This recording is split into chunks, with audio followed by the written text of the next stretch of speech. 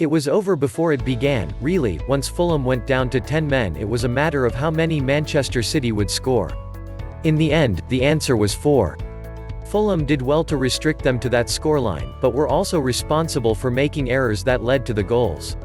So Manchester City march onwards, into the 5th round, still battling for glory in the FA Cup, Carabao Cup and Champions League this season.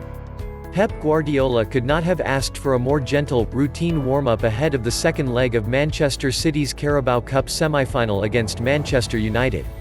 The City manager is an advocate of FA Cup replays being scrapped to ease fixture congestion and the workload on players, but, on recent evidence in the competition, the holders should probably not worry too much about being taken to a second game.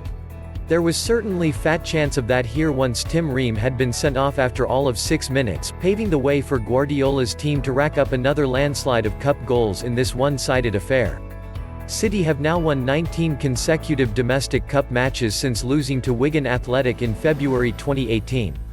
I think 11 vs 11 would have been a tough game, but 10 vs 11, and after scoring 1 or 2 goals, it was easy in terms of not conceding chances. Guardiola admitted.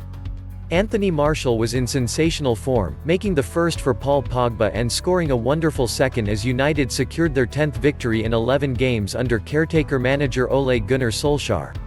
Pogba wrapped up the points in the second half when he stroked home from the penalty spot after Juan Mata was fouled in the area. Despite fielding a much-changed defense, they were rarely troubled by a Fulham team who have now conceded 58 goals this season and remain firmly entrenched in the relegation zone. United on the other hand have moved above Chelsea on 51 points with their recent stunning form pushing them into the hunt for an end-of-season Champions League spot.